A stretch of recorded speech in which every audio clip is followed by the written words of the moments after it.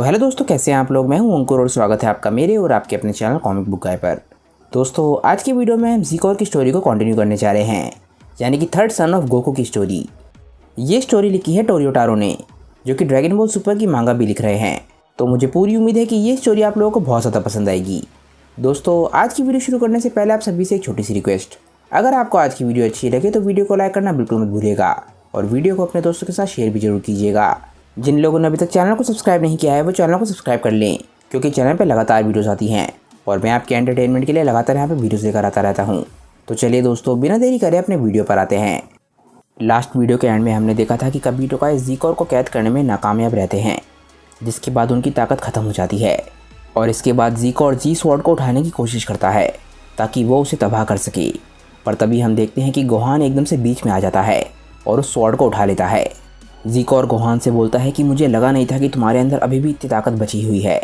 हम देखते हैं कि गोहान बहुत ज़्यादा थका हुआ होता है। वो इतना ज़्यादा थका हुआ होता है कि उससे जी स्वॉर्ड भी बहुत मुश्किल से उठ पा रही होती है और ये चीज़ ज़ीकोर भी नोटिस करता है। वो गोहान से बोलता है कि ये तलवार इस वक्त बिल्कुल बेकार है, क्योंकि इस वक्त तुम उस टेक्निक का इस्तेमाल नहीं कर सकते हो। पर तभी एकदम से गोहान जी स्वॉर्ड को उठाने लग जाता है और ऐसा लगता है कि वो इस तलवार से ज़ीकोर पे हमला करने वाला है। ज़ीकोर भी ये देख के काफ़ी हैरान होता है और हम देखते हैं कि गोहान के चेहरे पर एक स्माइल है। ज़ीकोर बिल्कुल भी समझ नहीं पा रहा होता कि आखिर गोहान के चेहरे पे स्माइल क्यों है। और तभी हम देखते हैं कि ज़ीकोर के पीछे एक बहुत ही तेज की रोशनी चमकती है और ज़ीकोर पीछे मुड़ के देखता है और जो वो देखता है वो उसे देख के बिल्कुल हैरान रह जाता है। एक बीम आके ज़ीकोर से टकराती है और ज़ीकोर इस बीम के अंदर कैद हो जाता है। वो डर से कर रहा होता है, क्योंकि वो जानता है कि ये वही बीम है जो कुछ देर पहले उससे टकराई थी। वेस्ट सुप्रीम काय भी बहुत ज़्यादा हैरान होती हैं और तभी हम देखते हैं कि कबीटो काय एक बार फिर से खड़े हो गए हैं और उन्होंने ही इस अटैक को ज़ीकोर पे शूट किया था। हम देखते हैं कि कबीटो काय हल्के से थके हुए लग रहे हैं, पर हमने कुछ ही देर पहले देखा था कि कबीटो काय पूरी तरीके से बेहोश हो गए हैं, तो आखिर वो होश में कैसे आए। ज़ीकोर भी यही बात बिल्कुल समझ नहीं पा रहा होता और वो बोलता है कि मुझे तो लगा था कि तुम्हारी सारी की सारी ताकत ख़त्म हो गई है। इसके बाद हम वेजिटा को देखते हैं। वेजिटा किसी की तरफ देख रहा होता है और ये होता है डेंडे। डेंडे अचानक से ही बैटलफील्ड में आ गया और उसने एकदम से आके कबीटो काय को हील कर दिया। वेजिटा के चेहरे पे एकदम से स्माइल आ जाती है और वो बोलता है कि मैं समझ गया कि यहाँ पर क्या हुआ है। डेंडे ने अचानक से आके कबीटो काय की एनर्जी को पूरी तरीके से रिस्टोर कर दिया। कबीटो काय एकदम से चिल्लाते हैं कि गोहान तुम जैसा कर रहे हो वैसे करते रहो और जी स्वॉर्ड को जल्दी से नीचे लेकर आओ। ज़ीकोर अभी भी बीम के अंदर जकड़ा हुआ होता है और एकदम से गोहान स्वॉर्ड को नीचे लेकर आता है। वो इस स्वॉर्ड को एकदम से ज़ीकोर पे मारता है और ज़ीकोर बोलता है रुक जाओ। वेस्ट सुप्रीम काय गोहान और कबीटो काय को रोकने की कोशिश करती है, पर तब तक बहुत देरी हो जाती है। हम देखते हैं कि गोहान एकदम से स्वॉर्ड को नीचे लेकर आ गया होता है और एकदम से ज़ीकोर इस स्वॉर्ड के अंदर कैद हो जाता है। गोहान इस स्वॉर्ड को ज़मीन के अंदर गाड़ देता है और वेस्ट सुप्रीम काय देख के हैरान रह जाती हैं कि ज़ीकोर का नामो निशान मिट गया है।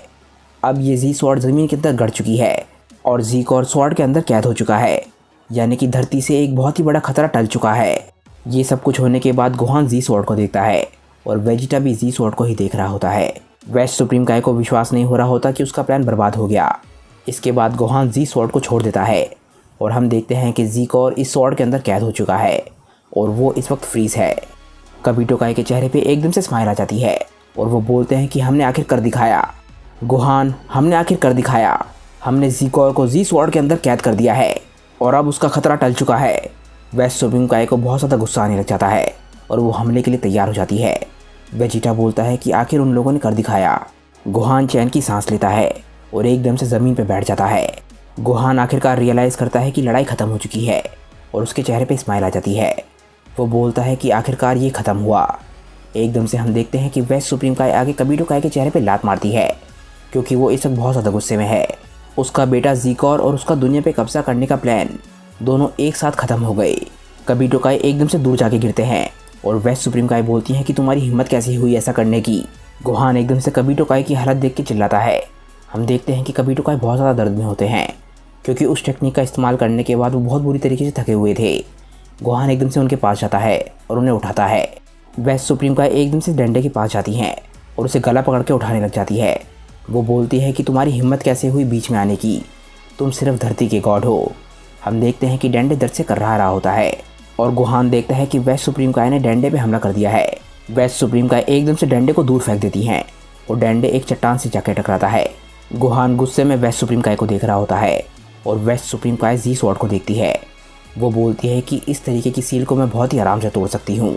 कभी टोकाई एकदम से गोहान से बोलते हैं, गोहान तुम्हें उसे हराना होगा, ये सब कुछ उसी की वजह से हो रहा है। गोहान को कुछ समझ नहीं आता कि कभी टोकाई क्या कहने की कोशिश कर रहे हैं, क्योंकि जब वेस्ट सुप्रीम काय कभी टोकाई को अपनी स्टोरी बता रही थी जब गोहान ज़ीकोर से लड़ रहा था, और उसे वेस्ट सुप्रीम काय और कभी टोकाई के बीच में क्या बात हुई ये बिल्कुल भी नहीं पता। वेस्ट सुप्रीम काय जी स्वॉर्ड की तरफ बढ़ रही होती हैं, तभी हम देखते हैं कि बीच में कोई आ जाता है और गोहान भी ये देख के हैरान होता है। वेस्ट सुप्रीम काय बोलती हैं कि तुम ये क्या कर रहे हो, प्रिंस ऑफ ऑल साइंस। हम देखते हैं कि ये वेजिटा था। वेजिटा की हालत काफ़ी ख़राब होती है और उसके हाथ में से खून निकल रहा होता है, पर फिर भी वो ज़ीकोर को आज़ाद होने नहीं दे सकता, क्योंकि ज़ीकोर को हराना उनके लिए बहुत ज़्यादा मुश्किल है, ऑलमोस्ट नामुमकिन है। वेजिटा बोलता है कि मैं चाहता हूँ कि ये आखिरी बार हो कि मुझे धरती को बचाने के लिए लड़ना पड़ रहा हो। वेस्ट सुप्रीम काय बोलती हैं, अच्छा यानी कि तुम मुझसे लड़ना चाहते हो।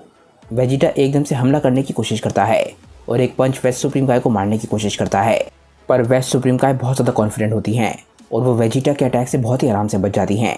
नॉर्मली वेजिटा वेस्ट सुप्रीम काय से बहुत ज़्यादा ताकतवर होना चाहिए, पर इस वक्त उसकी हालत बहुत ज़्यादा ख़राब है, इसीलिए वेस्ट सुप्रीम काय वेजिटा के अटैक से बचने में कामयाब हो गई। वेजिटा भी इस चीज़ को देख के काफ़ी हैरान होता है। वेजिटा एकदम से अपने पीछे मुड़ के देखता है और वेस्ट सुप्रीम काय बोलती है कि मैं एक गॉड हूँ, तो मैं तुम्हारे माइंड को रीड कर सकती हूँ। वेजिटा अलग अलग जगह पर अटैक करने की कोशिश करता है, पर वेस्ट सुप्रीम काय सारे के सारे अटैक से बहुत ही आराम से बच जाती हैं। वेस्ट सुप्रीम काय बोलती है कि वेजिटा तुम्हारी हालत इतनी ज़्यादा ख़राब है कि मुझे तुम्हें बताने की ज़रूरत नहीं होनी चाहिए कि तुम इस हालत में मेरा सामना नहीं कर पाओगी।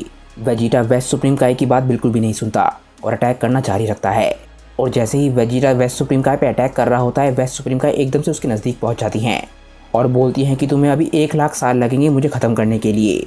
वेजिटा अपना अटैक जारी रखता है और वेस्ट सुप्रीम काय को पकड़ने की कोशिश करता है, पर ये उसका आखिरी अटैक था, क्योंकि अब उसकी एनर्जी ख़त्म हो गई है और इसके बाद वो ज़मीन पर गिर जाता है।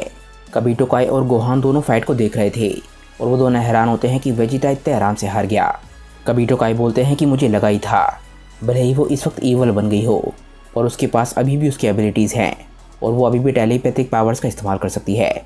गोहान बोलता है, क्या ऐसा नहीं हो सकता।